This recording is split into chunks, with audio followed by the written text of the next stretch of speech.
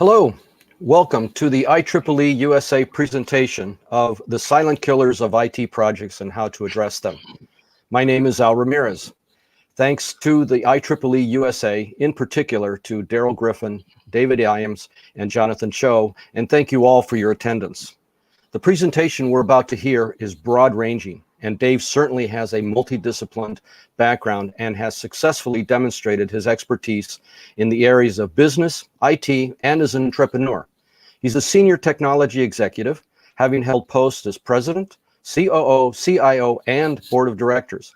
He's been a management team member of 3 successful tech companies with 3 successful exits, joined one as a co-founder and the others at very early stage. Dave has over 35 years of technology project management experience, successfully leading multidisciplined, multi-regional teams ranging from startups to Fortune 50, pardon. Both professionally and as a volunteer, Dave has spent over a decade partnering with educators, the National Alliance of Mental Illness and hospital systems across the U.S. to bring enabling technologies to behavioral and population health initiatives. He's also collaborated with psychologists and other clinicians to author a dozen articles for various healthcare journals and has co-edited 4 books on the experiences and life lessons of patients and families dealing with serious mental illness. He's a former PwC consultant and CPA, a certified project management professional, and Scrum Master. He has received awards for his work in SaaS, advanced analytics, and machine learning, and has been selected to Who's Who in American Executives and Professionals. He is the author of IT, Enterprise IT and the Language of Execution, about which we will now present. It is my privilege to present to you Dave Burrell, and oh, by the way, please save all your questions to the end. So Dave? Al, thank you. I appreciate the introduction. Hi, everyone. I'm sorry that we can't get together face-to-face. I'm sorry that we can't talk in person, but I'd certainly like to thank the IEEE for hosting this event today, and I'd like to thank all of you for participating. I very much hope to make the next hour or so well worth your while. I'm going to be covering an awful lot of territory today, but I'm going to be doing it at a fairly high level. I can't begin to cite all the research that contributed to this talk, but I am going to try and mention the key references that you may wish to look at on your own at some point later. You can think of this talk as an introduction, but unfortunately it's only an introduction to a conversation that could go on for weeks. For those of you that would like more, that are interested in more, I've been asked to reassure you that we've got that front covered. If anyone wants more information at the end of the presentation, I've got a white paper that explains the contents of this talk in far greater detail of what I'm going to be able to get into today. At the end of the presentation, I'll provide my contacts so you can get a hold of me and just request a copy. I'd be happy to provide it to you. So all of that said, let's dive in. I'm going to start with a sort of a summary of Al's introduction. I guess the takeaway is I've been in technology a very long time. I've worn pretty much every hat at the party, and I've seen an awful lot at an awful lot of companies. I would like to think that I've learned a few things along the way. God knows, I certainly hope that I have. A few of those nuggets are things that I plan to share here today. One of the first big epiphanies I had over the course of my career is that I was guilty of something that I've seen a lot of other technologists do, but unfortunately I was one of them. I was a binary bigot. I was one of those people that was in love with their technology, and I thought everybody else should be in love with it too. And much to my chagrin, they weren't. Then one day in December of 1999, something happened to me. Like I said, I had an epiphany. Something finally sank in that I'd heard about for years, but I'd never really appreciated up until that point. And that epiphany was this: people don't care about your technology. They only care about your story. And specifically, the story that they care about is what your technology can do for them. Now, today, I'm going to be talking a lot about stories, but I'm going to be doing it from a couple of different perspectives. Now, this presentation itself is a story. Actually, it's a bit of an IT horror story, sort of a monster movie of sorts. like any good monster movie, it's got 3 acts and this nasty beast with supernatural powers. In Act 1, we're introduced to this monster that's ravaging our IT project community. What makes this monster so unique is that he's both silent and invisible, so you can't hear or see him coming. The other thing that is his sort of evil power is the way he works. This monster doesn't work directly. He works by taking over your brain. And when he's got you under his control, he makes you do his dirty work. It's kind of a Darth Vader meets the Invisible Man theme. But what's interesting about this is it isn't science fiction. We've recently discovered this is all science fact, which makes it all the more unnerving. So in Act 2, the second part of our story, our characters have to get together and figure out where this monster came from and how he works so that they can figure out in Act 3 how to neutralize him, quote unquote, and everybody can then live happily ever after. So with that setup out of the way, let's get into the story. So let's talk about the monster in our conference room. This is a real problem, and there's a couple things that are fairly remarkable about it. The first of which is that this problem has got 3 facets: the frequency with which it occurs, the cost associated with it, and its cause. Now, there are 2 other things that I would note about it. What I find remarkable about this is that there is almost a unanimous consensus of opinion among all the experts in this space as to the frequency, the cost, and the cause of this issue. The other thing that I find really interesting about it is that almost everyone I talk to in the IT industry is fully aware of the fact that this problem exists. This is true elephant in our conference room that we all know is there, but we just have to walk around because we don't know what to do with it. So let's get into the details of this, and let me explain this in some measure of granularity. So the headline is 70% of all enterprise IT projects fail. Now, the good news is only 20% of those are complete total disasters, smoking craters, complete write-offs. 50% just exhibit some significant level of failure, meaning that they are 30 to 300% over budget, behind schedule, or undeliver on what they were supposed to do. Gartner's found that if you're looking at an AI or a big data project, the smoking crater rate is significantly worse. That runs about 85%, which means that 85% of all AI and big data projects never get off the workbench. They're lost from the get-go.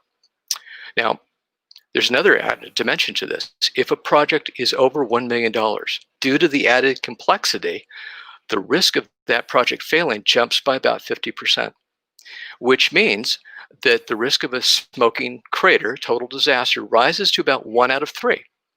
The odds of some material level of failure jumps to almost 2 out of 3, and the odds of real success, even accommodating some fudge factor, falls to about 1 out of 20, about 5%. Now, McKinsey and Oxford University have studied this at length, and what they've also found is that if a project is over $1 million, the risk of it going so badly that it threatens the very existence of the enterprise is 1 out of 6. Now, to put all of this in context, playing Russian roulette with 5 out of 6 bullets in the revolver has better odds of success than running a large enterprise IT project or running an AI project. Now, personally, I don't think anybody in their right mind would play Russian roulette with 5 out of 6 bullets in the gun. I don't think anybody in their right mind would play Russian roulette, period. But the point is, we're doing this every single day within our projects, and we're blindly going about our way as if it's no big deal. So that's the frequency of this event. Now let's talk about the cost of it. If you look at the most conservative estimates for the United States alone, this issue is projected to cost about $500 billion a year, $500 billion a year. Now that number is broken into 2 components. There's the cost associated with the smoking craters, and then there's everything else. The smoking craters alone run about $100 billion a year. The problem that's much worse are all of those projects which limped into production, but they never quite did what they were supposed to do. So it's these tend to be the 50% of things that never met budget, schedule, or functionality. Because of the efforts to patch and remediate those over their service life, those projects run about another $400 billion a year. There are three stats that are all attributable to research conducted by IEEE that I want to bring to your attention. The first one of which is IEEE has found across the board that for all software professionals, roughly half of our time is dedicated to fixing things that could and should have been done right the first time out. Now, what that means is that for what we're finding is that for every hour that we save up front in terms of figuring out what we need to do and documenting it and addressing it. So for every hour of a shortcut that we take, if the problem is found pre-release, pre-go live, to fix that issue usually runs anywhere from 35 to 50 times the amount of time that would have been required to fix it right up front. If the issue isn't located or identified until post-go live, that ratio runs 100 to 1. So for every hour that you save up front, you're going to spend 2.5 weeks on the back end trying to repair what you could have done very easily up front. Now, that's the magnitude of this cost. Let's talk about the cause. The other thing that's fascinating, as I mentioned, is, again, the consensus of analyst estimates as to what contributes to this issue. 75% of all of these failures, 3 out of 4 of all of these failures, happen for effectively just one reason.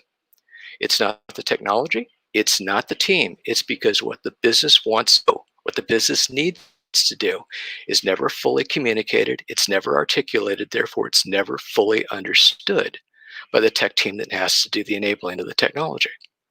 Now, Gallup, the organizational research institution that's for about 80 years and has done more research in this domain than about anybody else out there, has consistently found for the last 20 years in both Europe and the US that they've added some research that confirms this problem. And that research is this. What they've seen is that 50% of all workers across the board do not understand the corporate strategy. They don't understand what the business is trying to do. They don't understand what the objectives of their project are. They don't know what their boss wants. They don't know how they fit into the whole picture. In short, they don't know what they're supposed to be doing at work. Now, it makes it very difficult to execute a business plan when you don't know what the plan is. But what I find more interesting about this research from Gallup is what they found or what they assess to be the cost of this issue on an annual basis. And they think that in the United States alone, that this issue is another $500 billion a year problem. Now, in both the case of the failed IT projects and in the case of this issue with employees not knowing what they're doing, we're talking about, between the two of them, we're talking about almost $1 trillion a year in waste that should have gone straight to the bottom line as profit. Now, I'm going to get into that more later, but nonetheless, that's obviously a very large issue. Now, what's interesting about this too is that all of the pundits refer to this as a communication issue, and they have labeled it as such for about the last 20, 30 years. I have a different thesis, and I'm going to approach this from a different perspective. I don't think it's a matter of communication. It is not a function of what is being said or how it's being said. It's a function of the void in all the things that are not communicated. Said differently, it's silence. It's a function of silence and all of the unrecognized constraints that give rise to that silence. Now, before I get into the second and the third parts of this presentation, I want to do some level setting, and I'm going to do this a couple times over the course of this talk. But what I'll be able to do is be sure that we're all on the same page, and I want to be sure that you have an understanding of what I'm speaking of when I talk about silence in the communication or as being a communication problem in these issues. So I want to lead you off with a very brief, very simple case study that will kind of highlight what I'm talking about. Now, let me set the stage for this. This is something that I was personally involved with about 15 years ago. It was an early stage tech company that was run by a series of people that were masters in this space. These people had all been wildly successful entrepreneurs and managers in the past. They had successfully run and exited multi-billion-dollar tech companies. They knew how the space worked. The CEO of this thing went on to become Ernst & Young's Entrepreneur of the Year for North America. So one of the points I want to make is I'm not picking on anybody because of their incompetence. I'm actually highlighting the best of the best. So what I'm suggesting is if this problem could happen with this crew, it could happen anywhere. And I believe it has happened anywhere. So here's the story. These guys were just coming out of startup mode, out of stealth mode, and they had the unique situation that they were selling globally right out of the gate. So they needed a pipeline management system that was capable of helping them track their 12 to 15 month sales pipeline over the course of a global distribution and sales system. So they explained it. They found a vendor that they thought could help them. They told the guy they needed something very quick and dirty. They explained it repeatedly as being very simplistic, very straightforward. They never bothered to document their system. The vendor never bothered to document the system because they all felt that it was so straightforward and so simplistic.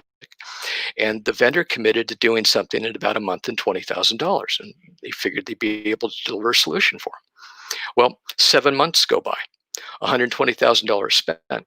The sponsor is absolutely livid and irate and cursing the vendor up one side and down the other. There's no solution in sight. And as it turns out, I was a friend of the CEO's. So he knew my background and he said, hey, well, what would you do about it? And my comment to him was, well, the very first thing I do is try and make sure that he's attempting to build what you want him to build. Did you ever go through the process of creating kind of a process map so that you would understand that everybody was on the same page? He said, well, no, we talked about it. I said, no, that doesn't cut it. Remember, everybody's mind's eye is different. If you don't have a written diagram, if you don't have a process map, if you don't have a storyboard, if you don't have something that's been reduced to writing, everybody's going to interpret what they see in their mind's eye slightly differently. With the best of intentions, they're still going to make those mistakes. It's only when you're able to reduce something to writing and get it on paper that you know that you've actually got agreement. He said, well, no, we didn't do that. I said, okay, well, look, that's where I'm going to start. Give me a couple of days and I'm going to get back to you. So with that, in the next 2 days, I sat down with a vendor, spent a couple of hours, and the very first thing that we did was document the workflow of the process, which is the horizontal workflow. And then we stepped back and we documented the vertical roll-up or the management structure for this. There didn't seem to be any issues with the workflow of the pipeline, but there did seem to be a couple of issues with the management roll-up. And that's where I tended to focus because the vendor was telling me he was having issues dealing with corporate versus regional accounts. So I tucked that bit of information away and armed with my 2 diagrams, I set up a lunch with the sponsor and took him out, got him away from the office to get him away from the distractions. And I sat down and I showed him both the workflow and the roll-up. And I asked him a simple question. I said, are these accurate? So the one I'm showing you is the roll-up, and this is the before image. So I put this in front of the sponsor and said, is this right? And the sponsor looked at it for a bit. He said, yeah, that's exactly right. That's exactly what I told him to build. I said, great. Okay, well, now that we know that, tell me something. How would you deal with the difference between a corporate and a regional account? Well, the sponsor looked at this diagram for a few seconds, and he glanced back at me. He said, I can't. It's not on here. I said, oh, so this diagram isn't right after all. So many questions, and 4 hours later, we arrived at this, a completely different interpretation of the facts. Now, I'm assuming right now that almost everybody on this call has seen something like this at one point in time or another over the course of their career. It was only when I started asking these questions that I was able to unearth these issues in the way that this management roll-up was taking place. And at the end of it, I had 2 not so good pieces of news that I had to share with the sponsor. The first of which was I looked him in the eye and said, you know what, you've been tearing this vendor to shreds. I got bad news to you. It's not his fault, it's yours. You told him to build this, but what you need is that. They couldn't be any more different. So you were sending him on a wild goose chase going down the wrong path because you didn't want to bother to do this up front. Number 2, adding insult to injury, is the technology that the vendor selected to do this isn't going to work in this type of roll-up. So we're going to have to scrap all the work done to date, throw it out, and start all over again. Now, again, I'm guessing that that's a fairly familiar tale for an awful lot of you. But I've got 2 observations about this that I want to draw your attention to. The first is we as an industry, we as a group of professionals are doing something ourselves, and we are allowing our customers, our business counterparts, to do something that I believe we should not be doing. We are assuming that these projects are something that they are not. Everybody talks about us running enterprise IT projects, but the reality is we're running business projects that just happen to be enabled by technology. There's a couple of key points I want to make to this. There are only two types of software. You either automate a process or you track its performance. Now, if you were going to hire a human being to do one of those two jobs, you'd have to train them on the entire process so they know how to do it. You can't expect anything less with technology. Technology is not, contrary to popular opinion, it's not magic. It's only a tool. And if you don't convey to the technologist how he needs to configure or code that technology to be able to accomplish everything that that process requires, then he's not going to be able to do it. So the takeaway on this is, and I would ask you to remember this item, understanding the business is always job one. Unfortunately, it's a job that we tend to gloss over far more than we should. The second observation I have on this is that the way this project communication failed, the way this silence unfolded, was both familiar and telling. The sponsor got the core of the process right, but he missed everything else. The vendor assumed that what the sponsor was sharing with him was accurate because the sponsor swore that it was accurate. The sponsor assumed that what he'd shared with the vendor was all the vendor needed to know because the vendor wasn't asking any more questions. Both of them assumed that the other guy knew what they were doing, but both of them were wrong. They were both at fault and they dropped the ball. And it was only when they were confronted with an illustration of this disconnect, only when they saw the process maps, did they begin to appreciate all the things that they had failed to communicate, aka the silence that they had introduced into this process. So this is what I'm talking about when I speak of silence in our projects. Now, knowing that this is what the problem is, why is this happening? Now, the headline for why this is happening is we've been working off a bad set of assumptions. In the 1960s, two Israeli psychologists, guys named Amos Tversky and Daniel Kahneman, started asking a series of questions that brought about a revolution in the way that we understand human behavior.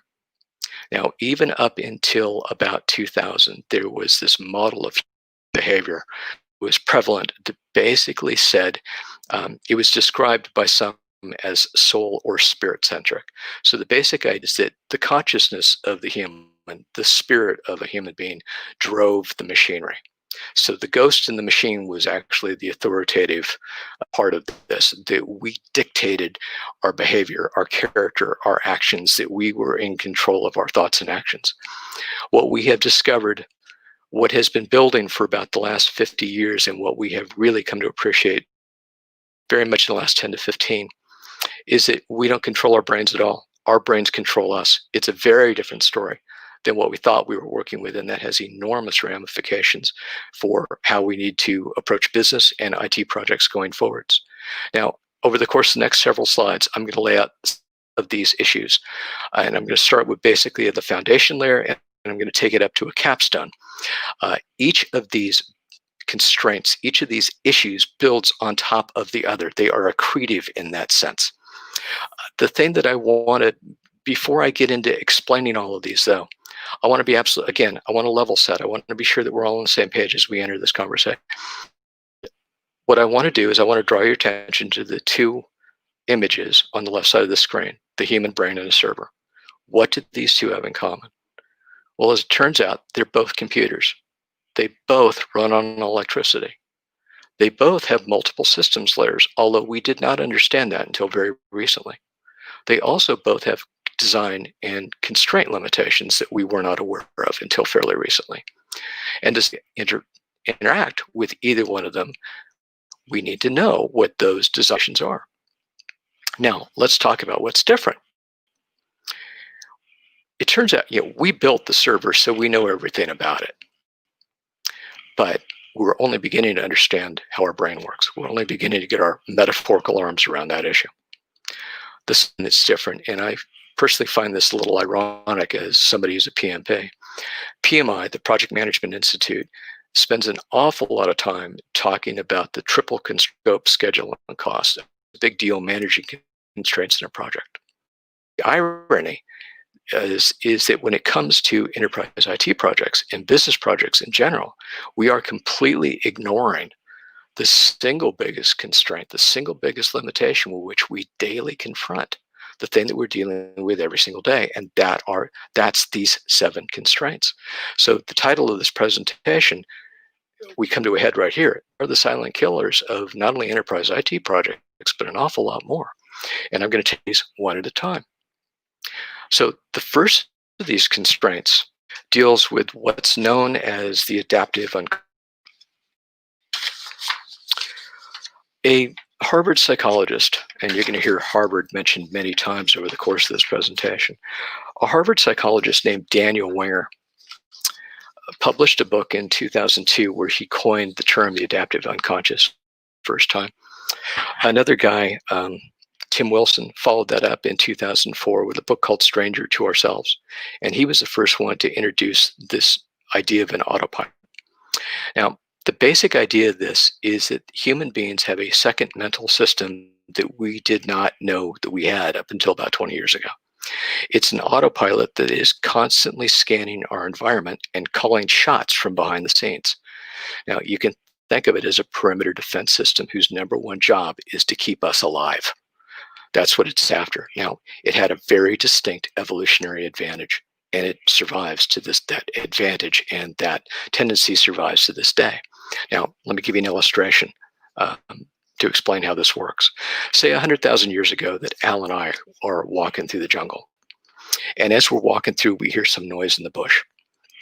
Now, something in Al's background has tipped him off to the fact that a noise like that is a tiger. Now, based upon his experience, Al doesn't bother to think it through. He doesn't bother to articulate it. He doesn't bother to explain to me that, hey, that's a tiger. He simply takes off running. He just reacts. And Al starts sprinting down the path. I don't have that experience. I just think maybe it's a cricket in the background, or a branch broke, so I don't pay any attention to it at all, and I continue my stroll. Now, if Al was wrong, so what? There was no downside to it. The worst thing that happened to him is he got a little exercise. Now, he still made it home in time for dinner, and he lived to pass on his genes.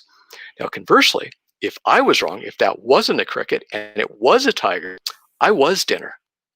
So that's how this adaptive unconscious worked. It was set up, again, to protect us and keep us alive. But as advantageous as it is, it has a number of significant downsides. So the first being, and I've alluded to some of these, it leaps to conclusions. It never bothers to check its facts. It's extremely rigid, and it's very often wrong, and it could care less. It never goes backwards and checks to see whether it was wrong or not. It also plays a disquietingly large role in our decision-making process. This is one of the things where I always said, we don't control our brains control us. Now, there's another thing that I would bring to your attention about this whole deal, and it's kind of humorous when you think about it. Executives are actually incentivized to follow this line of thinking, to behave in this way. They're groomed to look at the big picture, to make very quick, rapid decisions on the spur of the moment based upon very little information, to think strategically, not to think tactically per se. Now, that's great for operating a business and putting out fires on a regular basis, but it's terrible when it comes to communicating the individual process details that very often our tech team needs to know to be able to implement a system. And as it would turn out, this is exactly what we were encountering in that case study. The executive was staying at a very high level, and he never bothered to get down to the granularity. Now, there's a reason for that, and it's what we're talking about in our second constraint. Now, anthropologists have known for more than the last 100 years that every society on the planet, every human culture on the planet, uses stories and has used stories from pretty much the dawn of time to communicate, share information and critical narratives. Well, up until recently, we didn't know why, but now we do. It's because the human brain is actually structured around stories. There's a couple of key components of this that I want to be able to stress. these stories for us are only the big idea. So go back to the illustration I just talked about with Al. It's, is it a tiger or not? You don't care about the details. Details for us in our stories are irrelevant. You don't care how large the tiger was. You don't care how old he was. You don't care how many teeth he had. You don't care about how far away it was. The only thing that the punchline of that whole deal, all you cared about was it's a tiger and he's a threat. Get out of here. That's about the narrative of our story. Now, something that's critical about this is because details are irrelevant, because they're almost inconsequential, we will tend to bend or invent new facts to tell ourselves a better, more memorable story. What's important for us is not the accuracy of the story, but rather how well it hangs together so that we can remember it.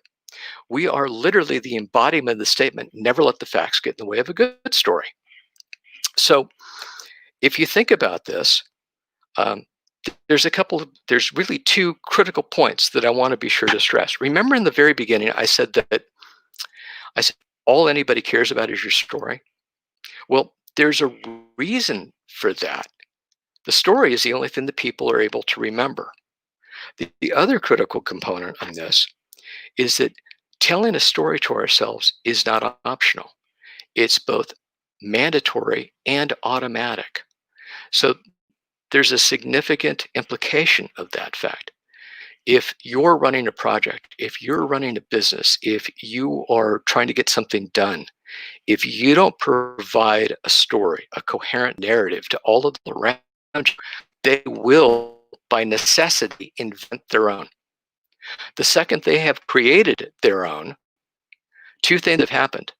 You've not only lost control of the narrative, so you can't get them on the same page. It's difficult to sync them up with where you're trying to go. The other issue is you've lost all visibility and understanding into the narrative that they have individually created. Now, I'm going to return to all of this in a little bit, but for the time being, I'm just going to ask you to tuck that away and bear that in mind. Now, the third constraint, speaking to a bunch of technologists, I think the best way to describe this is we've got very limited amounts of RAM. So our stories can't contain a lot of information. And what doesn't fit into the main body of the story effectively gets backed up online or relegated to offsite storage. So psychologists refer to this idea of chunks or building blocks of information that go into stories.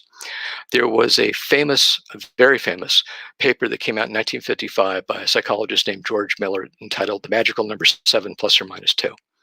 Now, that's the reason your social security number is 9 digits long and your telephone number is 7 digits long. Human beings can hang on to 7 plus 2 chunks of data. That's all they're able to accommodate. Now, we individually select which elements of data, which building blocks we think are most important for incorporation into our story. Again, we're trying to assemble a team. We're trying to assemble a theme that makes the most sense to us. So this is a personalized process. We will go through and we'll select those things that we think are the most important. Those things that don't make that cut, those 7 to 9 items, once we get past 7 to 9 items, any additional details that haven't made that cut, if there's something else that we need to aggregate and we really need to figure a way to get it in, like your area code in your telephone number, what we do is we have a memory hack that combines relevant information into one additional chunk. So for me, my area code is 949. That becomes a separate chunk, a separate piece of data that I hang on to along with my telephone number. The other thing that's critical about this is if we've exceeded all of our chunking and all our clustering of information,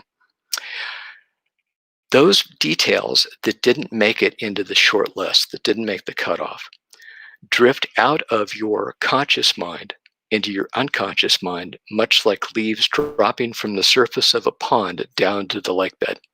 They're not lost. And this is key. They're not lost, they're not gone forever, but they do require more work to retrieve. They're not going to come up naturally. Now, there's another major ramification to this. What this means is that human beings, after they've created summarized stories, we're not working on an accurate explanation or description of reality. We are working on our gist, our personal gist or summary of the story. Now, this becomes a problem when one person talks to the next. So let me give you an illustration. Assume that you've got a process owner that is communicating how that process works to a business analyst or a project manager, who's usually the person that's trying to understand the need, the requirements for a project. Well, remember, the process owner has gone through this internal process of creating their own narrative and creating their own summarized story. So they're working on a gist of reality. When they communicate their gist, the business analyst, that business analyst goes through exactly the same process, which means he's working off of a gist of a gist. So by the time the business analyst communicates these details to the vendor who's actually got to do the implementation, that poor vendor unknowingly is working off a gist of a gist of a gist of reality. And God only knows how far removed his reality is from what's really happening. Now, the easiest way to think of this is that every single day, our project teams are playing the telephone game that we played as kids. And I'm assuming that most of you remember that, but the idea was you get in a big circle and you whisper into the ear to somebody to your right, and you give them two sentences of a narrative. And then once you've done that, they turn to their right and they whisper the same two sentences in theory into the ear of the next person. This goes all the way around the room until it gets back to the beginning. And invariably, once you've completed the loop, the story that winds up at the end is completely different than the story that started out. That's what's happening in these projects. That's what I mean by the telephone game. Now, making matters even worse, our fourth constraint adds to this problem. So human beings suffer from a perpetual lack of imagination or a failure of imagination. We are horrible of anticipating things that we have not previously encountered. So if we don't see it, for us, it doesn't exist. We can't imagine everything, so we tend to imagine none of it. Now, what that means is our stories are not only inaccurate, they're also very incomplete. Daniel Kahneman describes this in his book, Thinking Fast and Slow, as what you see is all there is. And Nassim Taleb, the author of The Black Swan, Anti-Fragile, Fooled by Randomness, and a few others, refers to this as the mother of all harmful mistakes. And this is something that the vendor did in our case study. He assumed that the lack of other details meant that there were no other details to be considered. As Taleb puts it, absence of evidence is not evidence of absence. You have to let that sink in for a moment. But basically, just because you haven't heard of something else doesn't mean it doesn't exist. In this case, the vendor was aware of the fact that there were corporate and regional accounts, but he didn't know how they worked. He didn't know how they fit in, so he simply abandoned them. Even in the face of evidence that this was a big deal, he simply let it go. Now, this builds again when we get into our fifth constraint. It turns out that human beings are insanely gullible, very easily manipulated by things that we should not be manipulated by. We can be unduly influenced in our behavior in ways that we would like to think is impossible. Let me give you an illustration of how this works. If I were to divide the audience today into two camps and say to the first, I want you to pick a number between 1 and 10. Don't tell me what it is. Don't write it down. Just make a mental note of it. I'd then turn to the other group of the audience, the other half of the audience, say, I want you guys to think of a number between 100 and 200. Now, after that, I'd bring you both back together and say, all right, now tell me the number of countries in Africa. If you had been in the group that had picked a number that had been primed, as psychologists refer to it, or anchored with a number between 1 and 10, you would have reported a number significantly lower for the number of countries in Africa than if I'd asked you to pick a number between 100 and 200. Now, the critical point of this illustration is that these two things have absolutely nothing to do with each other. And yet the preexistence of one predisposed the other in a different direction. These influences are happening all the time, and we're not even aware of it. Now, we're getting to the things that are a little bit more interesting, 6 and 7. Our brain is always seeking the path of least resistance, and there's a couple reasons for this. As I said earlier, when I was doing the level setting, our brains are computers that run on electricity. At any given moment, we've only got so much electricity and so much processing capacity to go around. To ensure that we've got enough juice and capacity for our most important jobs, our brains actually have two different types of dynamic controllers. One is real time, the other operates over a longer time horizon. But the first allocates electricity, the second allocates neurons and synapses to process jobs that much more efficiently. So you can think of this from the perspective that it's completely upending what we've always thought about our brains. We used to believe that our brains were static. We used to believe that the brain matter, the gray matter that you were born with, was all you were ever going to get. Well, we now know that that's not true. We continue to create brain cells over the course of our lives. And as it turns out, we not only do that, our brains are continually fine-tuning and rewiring themselves dynamically on the fly over the course of our lives, depending upon which issues we're dealing with at that during that period of our lives. Now, I'm going to get into both of these in a second, but let's start with the power issue. So think about it just like a computer. The more jobs you've got running, the more programs you have open, the more external stress you place on the processor, the worse your performance becomes. So our virtual controller will reduce or kill jobs. Think of these as computer jobs. Will kill off power to the less critical functions in kind of a rolling brownout to be sure that we supply the needs of the most critical functions. Now, the point of this, the thing that's interesting, is that data that is lost during those rolling brownouts may or may not be reacquired when the power resumes. Now, that's live, pretty much a real-time operation. The thing that happens on a longer time horizon is something called neuroplasticity, and this deals with how we process information. So let me give you an illustration. Our brain is watching what we're focused on, unbeknownst to us in the background. So when you first learned to program, when you first got into software engineering, for instance, you had to think it all through. You had to logically step through blow by blow what you were going to do and how you were going to do it.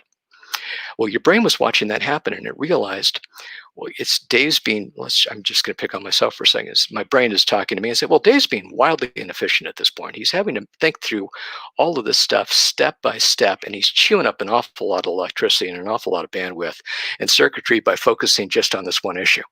I think I can help him out because I've learned that Dave is getting better at this job as time goes on. So he's acquiring more expertise in this process. So as he does that, I can basically learn from his keystrokes, if you will. I can learn from his behavior, and I can start taking what he's having to do manually, and I can automate it. And the way that our brain automates is by moving the processing of this decision-specific logic from our conscious mind to our unconscious mind. And at the time it does that, we actually create circuitry. We rewire circuitry in our brain that's somewhat akin to a system on a chip. That may be the best metaphor to use for this. It's a special purpose device for analyzing that particular problem. Now, the good news with this system on a chip, with this specialized circuitry, is it's very fast. It's automatic. We don't have to think about something. We simply know it instinctively and move on. The other advantage is it doesn't suck up any electricity. It can be basically done with a fraction of the juice that we would have had to do if we were had to process this normally. Now, that's all fascinating, but this idea of fine-tuned neuroplasticity comes at a very significant price. Once this data is once this decision logic is hardwired, it's lost to consciousness. So at the time that it moves from your conscious processing to your unconscious processing, our brains clean up after us.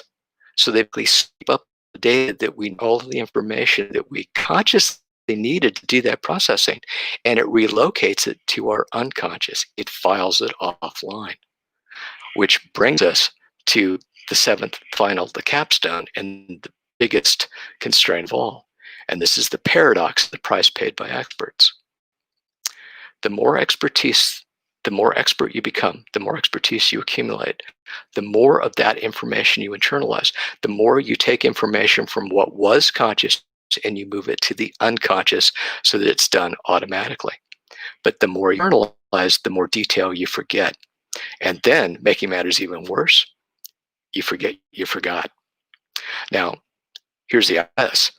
The very subject matter experts that we turn to first in all of our projects to try and figure out what's going on are the very people that are least physically capable. They are actually physically handicapped from being able to independently articulate for you the complete and accurate answers to how their process works. They know it so well, they've internalized it. This is what happened in our case study. The sponsor knew his process so well, he internalized it, and he wasn't able to get it out. He wasn't able to share it with anybody else because he internalized it so deeply. Now, there's a couple of critical pieces with this. When automasticity kicks in, all of that conscious information is lost. And the experts experiencing it can't explain what they know to anybody else. They know something, but they don't know why or how they know it. Now, remember this guy in this image, Sully Sullenberger, the pilot of the Miracle on the Hudson? If you were paying attention to that story at the time, and particularly if you watch the Tom Hanks movie portraying him later, you know that his actions when landing this dead stick Airbus, I think it was an A-20, on the Hudson River, was the epitome of automasticity in action. So much so that after he had successfully saved the lives of everybody on board and done the miraculous, something that had never happened before, didn't lose a single life. He couldn't explain to anybody. He couldn't explain to the Financial Transportation Safety Board, the Federal Transportation Safety Board, sorry. He couldn't explain what he had done or why he had done it. They raked him over the coals. It took months, even when his career was at stake, even when his license and his livelihood was at stake, he couldn't articulate for them exactly what he had done or why he had done it. So that's one illustration of automasticity in action. But I'm going to give you another that I bet everybody on this call has experienced at one point in time or another. Have you ever been driving home from work after a long day and you're thinking about some particular problem, only to get to the point where somewhere in the middle of your drive or towards the end of it, you got lost in thought and you were thinking about a particular problem? So time goes by and you're lost in thought. Then all of a sudden you arrive at your front door. You're about to pull into your driveway without any recollection of how you got there. You can't remember the last 5, 10, 15 minutes, whatever it's been. Well, if you've ever had something like that, you have experienced your autopilot taking over for you, following a route that you knew so well you could do it in your sleep. So it was freeing your brain up to do other things at the same time. So these are our 7 constraints. These are the 7 silent killers of our IT projects. Now, let's put all of this into context and let's take a look at what this all means. So if we continue to do things the way we are doing them now, so we don't change a thing, every single member of a project team is going to create their own internal narrative. They're going to create their own story about what they personally think this project is trying to do. Their story, their narrative is going to be unique to them, and it's going to have unique inaccuracies and unique gaps, unique holes in the story. If they haven't personally seen or experienced something, they're going to omit it, even though it may be completely vital to the process. They're going to be unduly, unconsciously influenced by random factors that may have absolutely nothing to do with this project. They're not going to be aware of the fact that anybody else holds a different perspective, or that what they've recorded or reported to you has holes or inaccuracies. The more stressed they become, the more you've got sponsors or executives or team leaders yelling at them to get the work done faster, the less physically capable they're going to be of either appreciating the miscommunication that's happened or of doing anything about it. And last, but certainly not least, the SMEs, the subject matter expert that everybody looks to for salvation, the people that we turn to first for the skinny on how these processes work, are the people that are physically handicapped from independently providing complete and accurate answers to what we need to know. Now, here's the irony of the situation. If we were trying to design a process that guaranteed your project was failing or would fail, we couldn't do a better job. What we've got here is a recipe for disaster. And I'm going to suggest in the remainder of the presentation that we figure out a way to deal with that.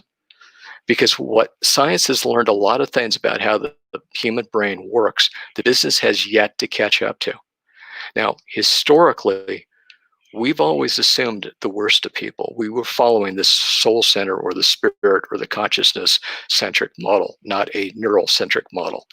We assumed that if somebody didn't give us what we needed when we needed it, and they didn't provide all the information, that one of several things was happening.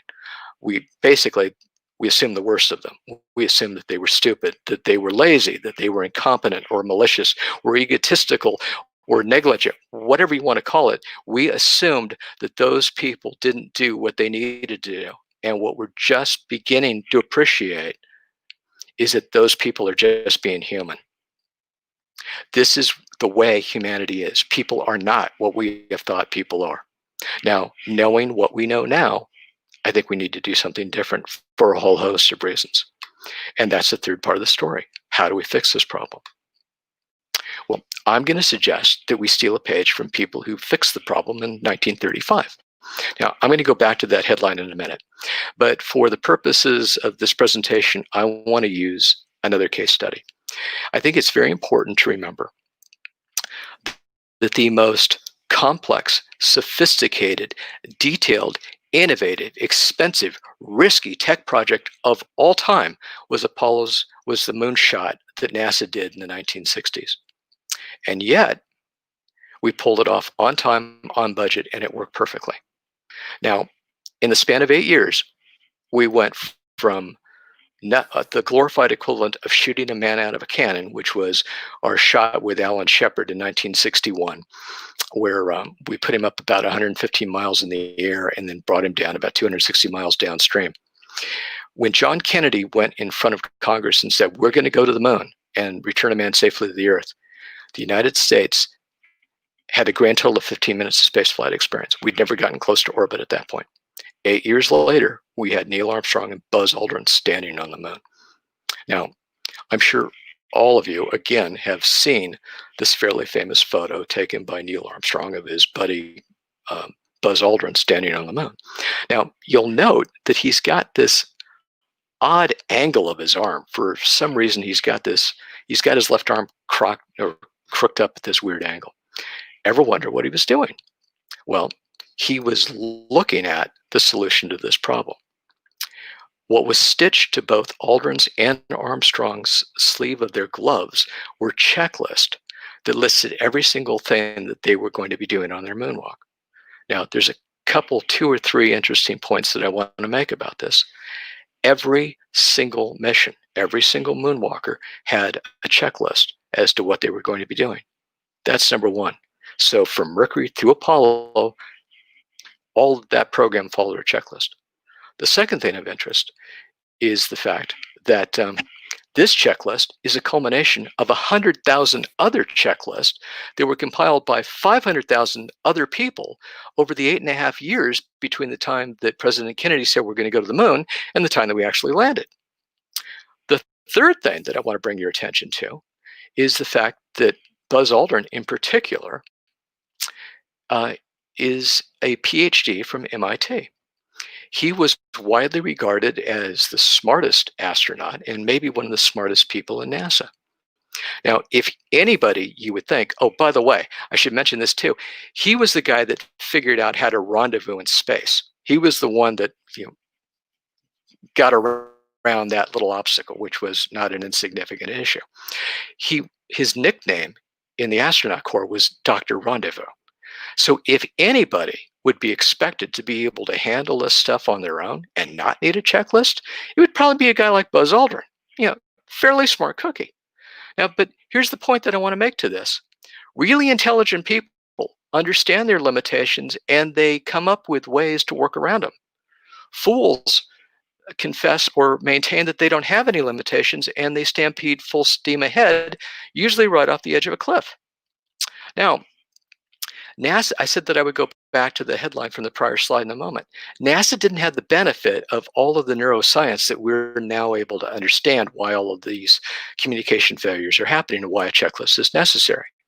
But what NASA did have is 30 years of aviation experience that is described as practical tinkering that told us that we needed to have a checklist. So this came out in 1935. Boeing released the B-17 in 1935, and Atul Gawande, in his book, The Checklist Manifesto, which I would highly recommend to all of you, does a wonderful job of describing the fact that at the time that the B-17 was rolled out, it was the most sophisticated thing in the air, far more complex than anything the pilots had been flying up until that point. Well, the first test crews, because this plane was so much more complex, all wound up crashing, and a lot of people died. So as investigators came in after the fact to figure out what was going wrong, what they started finding is that what was happening is stupid little mistakes were being made. Switches weren't being set, flaps weren't being set. So what Boeing's engineers realized that they needed to do is put together a very simple solution, which was a checklist. And that checklist allowed you to set flaps, put all your systems the way they needed to be, and lo and behold, the problem was solved. Well, NASA built upon that, and I'm going to suggest that we build upon it too. So the tradition of a checklist goes back from a very long way, but something that my organization is bringing to the table that takes this a step further is we introduce the notion of the business execution lifecycle. Now, this too is a product of practical tinkering over the span of 30 years, approaching this issue of business execution and IT projects from a number of different disciplines, far afield from what you would normally get to just in an IT setting. The critical points that I want to make about this checklist is that people tend to think of business execution as being a linear exercise. It's not. It's a continuous cycle. It's always a continuous cycle. Every business process, every business has it. The cycle has got the same 2 hemispheres, the same 4 stages, and the same 12 steps. They always appear in every business process. They always follow exactly the same order, which makes this a perfect framework for creating a checklist. The biggest reason for having a checklist in place is it prevents you from missing those things that you might have missed otherwise. So it addresses the issue of what you see is all there is. There's a couple of other issues related to this, but I'm not going to go over them now in the interest of time.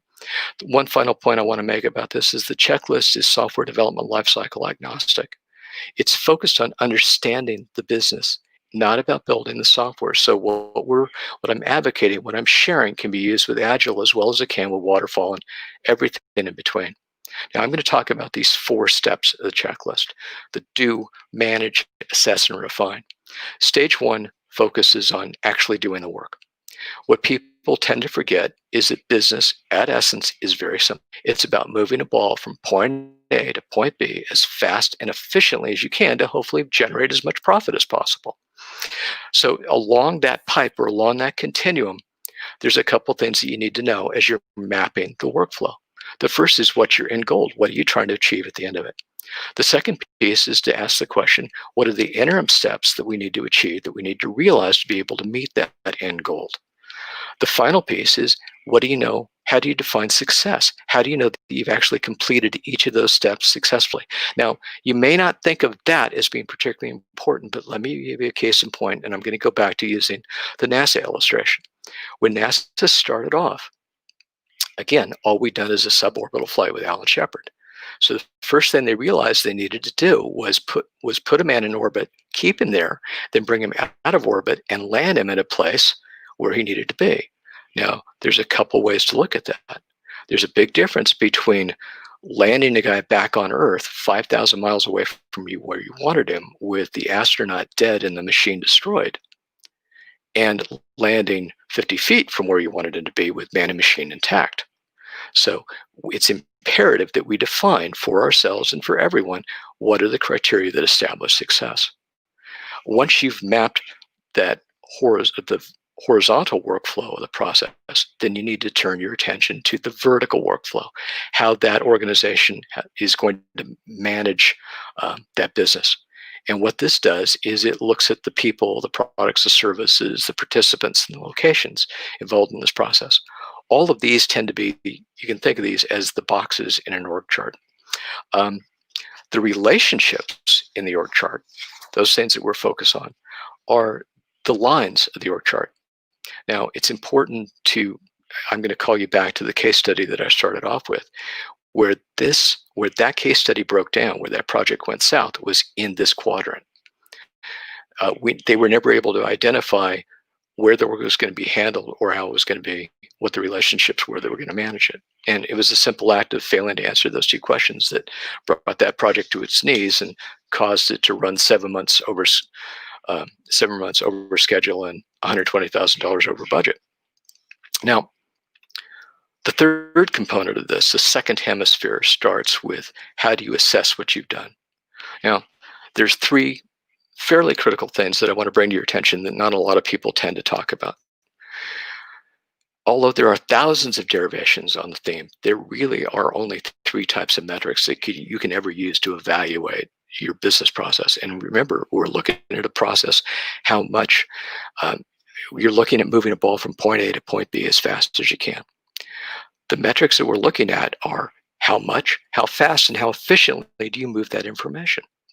Now, those metrics are going to tell you the health of your horizontal workflow, but they're also going to tell you the efficacy of your rollup.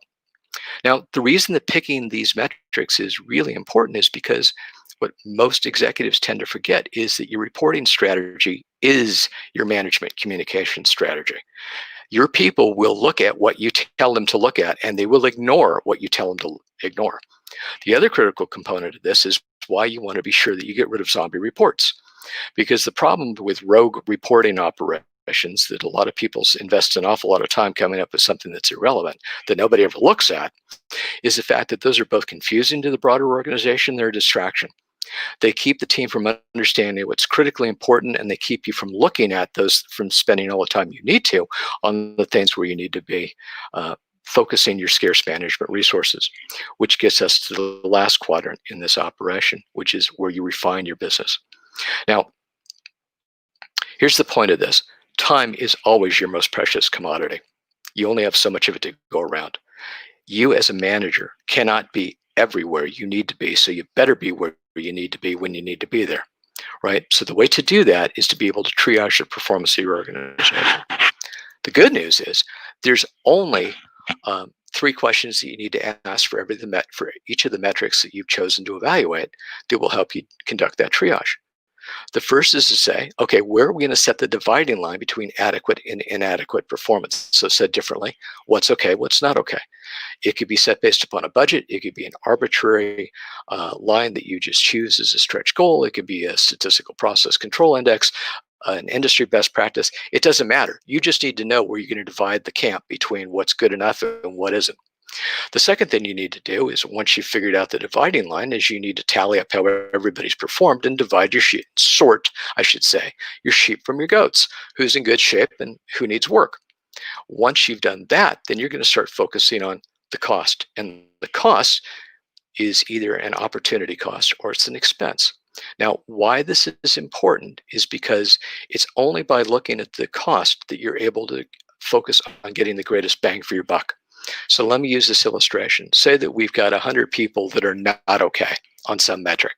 Well, if 95 of those people have got a total financial impact of, say, $10,000, but the last 5 have got a cumulative impact of 10 million, who cares what the 95 are doing?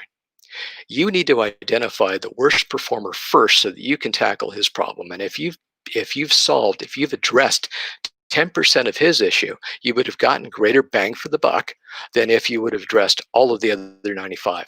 So again, you're trying to focus on where you need to focus. Now, that's a checklist at a very high introduction. I don't want you to think for a second that this is just something that we came up with quickly, because it's not. This is the product of constructive tinkering over the course of about 30 years and approaching it from a lot of different angles. This checklist has been specifically designed to address our 7 mental constraints. It's a framework that keeps the team in sync by creating a shared 360-degree view, a definition of the business cycle. But equally important, what it also does is it keeps all the individuals in the process from creating their own individual self-preservation interpretations of what that process looks like. So this is how we deal with the autopilot. The second thing that this checklist is designed to do is to provide you with a paint by numbers outline for we're compiling what we'd like to think is a pretty coherent story of what the business is trying to do that includes not only the big picture, but all of the details that go along with it. Now, remember a few minutes ago when I said that all anybody remembers is your story? And I went on to say, because that's all they can remember, and that if you don't create a story for them, they will create one for yourself. This is, again, I want to draw your attention to it. This is the reason to use this checklist. If you don't seize the initiative, if you don't get out in front of this project early on, everybody else is going to construct their own view of it. If you don't give them a perspective, they're going to create their own. And all of those perspectives are going to be different. And then all of a sudden, your job becomes much more difficult because it's like herding cats. Now, there are two metaphors that I'd share with you in terms of how you can think about this. One is musical, the other is navigational. From a musical perspective, I don't know how many of you are musicians, but you're probably familiar with the role of a drummer in a band. The drummer is there to keep everybody in time, to keep them all in sync, to give them a common grounding in where they need to operate. Same sort of thing happens with the conductor of an orchestra. Now, it's just coincidental that this image looks like a bass drum of a band, or the bass drum for a drummer. The other metaphor that I'd want to share with you is as a compass. This is a navigation device for allowing everybody to understand the big picture, the topography of the relationship or the project and the process, so that they can all stay in sync and focus on what they need to focus on. The other thing that I want to share with you is that this checklist is an inventory. It's almost like an accounting listing of all the critical components of a business process.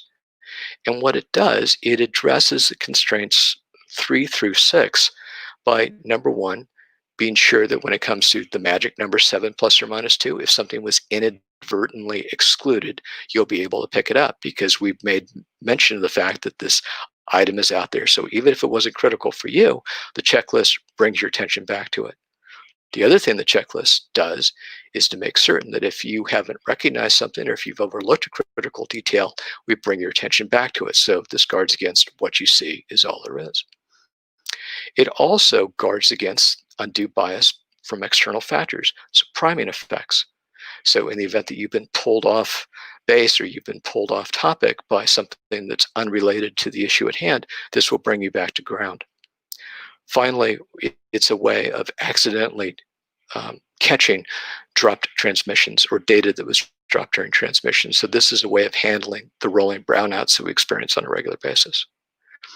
The last big thing that I would suggest that this checklist is very important for is it's a framework and it's a comprehensive interview for you to lead your subject matter experts through. It's kind of a guided excavation of their unconscious minds so that they can unearth and articulate all the details that they know so well they've forgotten.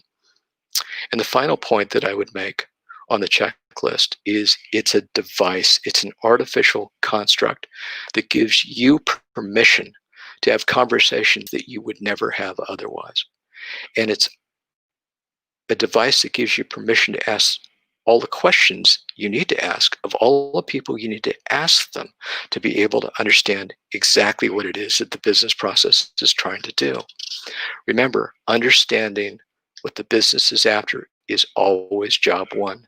This is a way to capture the information. Now,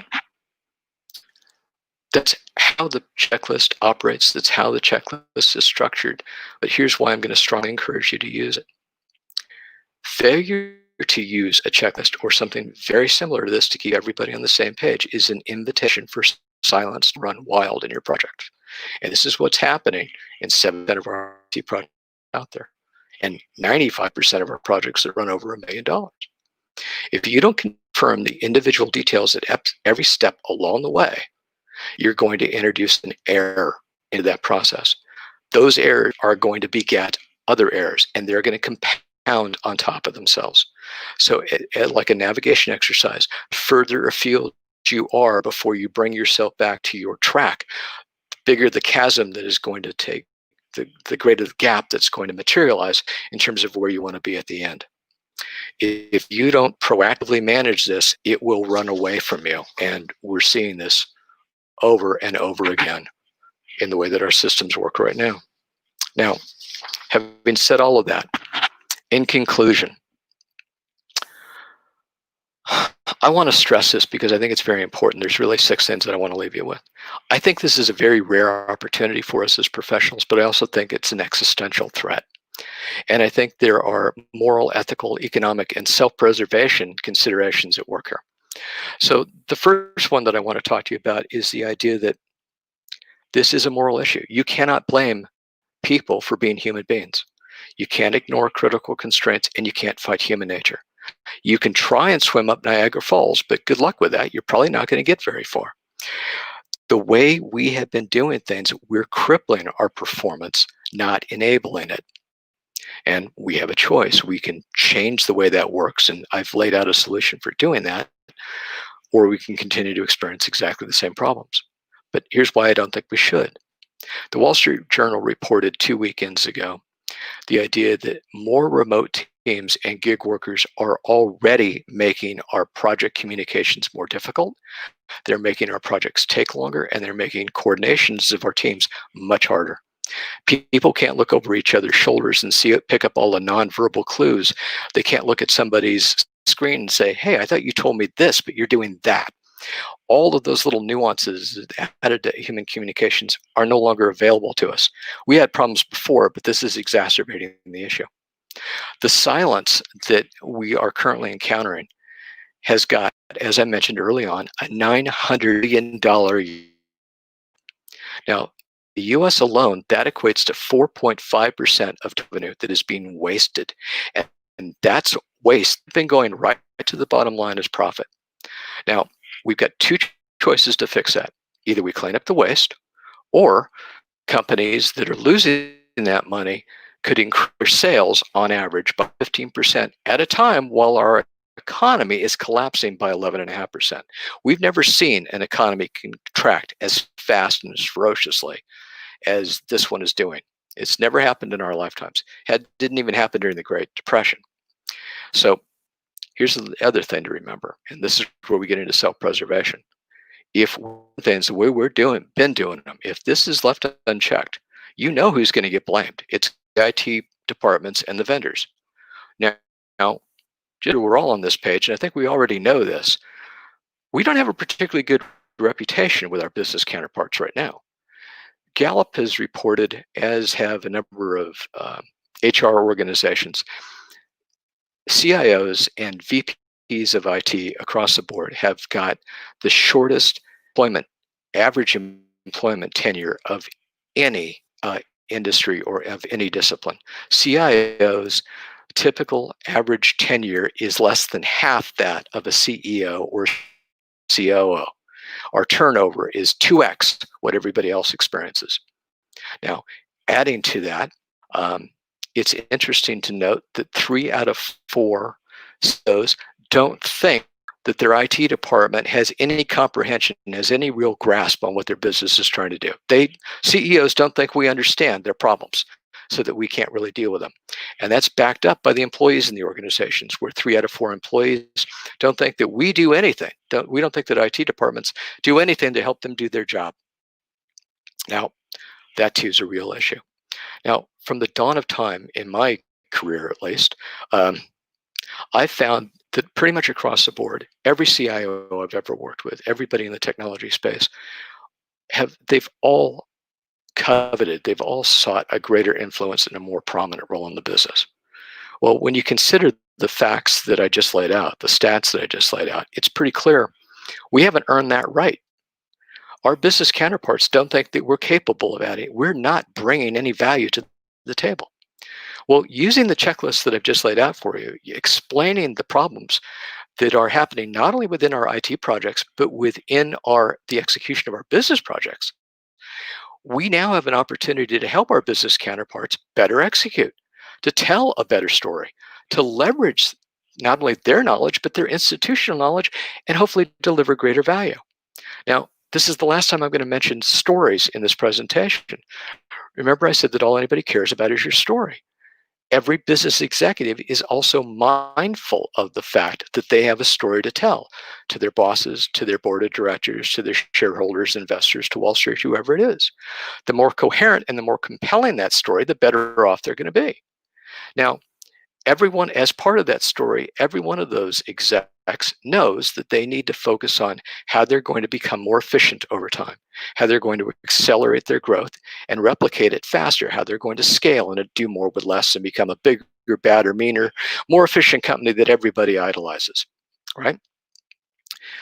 I'm giving you a roadmap for helping them do that, for helping them understand the business execution lifecycle in ways that they haven't seen it before. And I will leave you with this. Over the course of the last 5 months or so since COVID broke out, about 40 million Americans have lost their jobs. Now, the buck is always going to stop with the management team.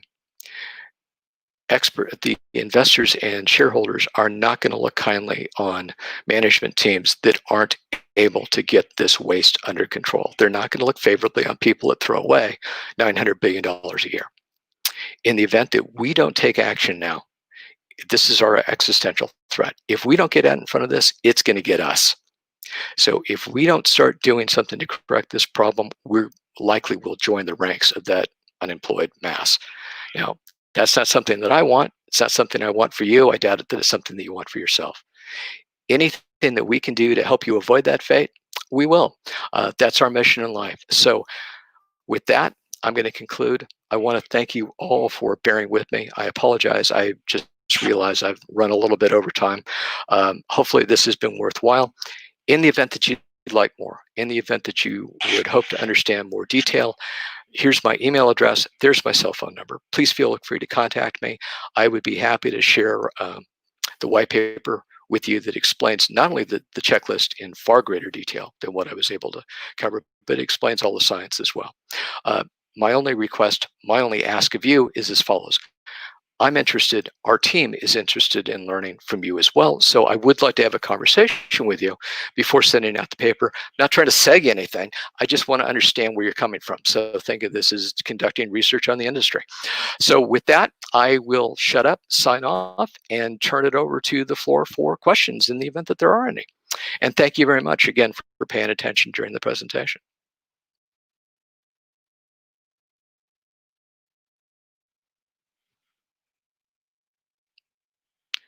So it looks like Daryl's got a question that's popped up. Why haven't these neuroscience brain constraints been incorporated earlier? And why aren't others talking about it? Well, actually they are, but they're doing it from different disciplines. There's actually a number of people out there that have been talking about this for about the last, in a big way, about the last 15 years. Malcolm Gladwell's book, Blink, in 2005, was beginning to document these behaviors. But at this point, we were becoming very mindful of the fact that this stuff was happening, but we didn't know why it was happening. There have been two movements that have kicked in from about 2000. One is referred to as positive psychology. The father of that is a guy named Martin Seligman, who is at Wharton. There's another one named University of Pennsylvania at Wharton. There's another guy at Harvard named Sean Anker that focuses in the field of positive psychology and positive systems. Both of these guys, along with another researcher at the University of North Carolina named Barbara Fredrickson, they tend to approach this from the human resource domain. So they're coming at this from employee engagement and employee operations and making your operations more efficient than they are from an IT perspective. So I think we're somewhat unique in terms of bringing this from an IT slant. And why aren't others talking about it in IT? Candidly, I think that's what makes our team so unique. My background is very eclectic. I started off as an operations researcher. I was working on a PhD in organization systems design. I'm also a Pricewaterhouse CPA, so I've done a lot of process audits from end to end. And I've been both a publisher, a developer, coder, architect of software systems, and a CIO. So I personally am approaching this from a lot of different perspectives. And most of our team has as well.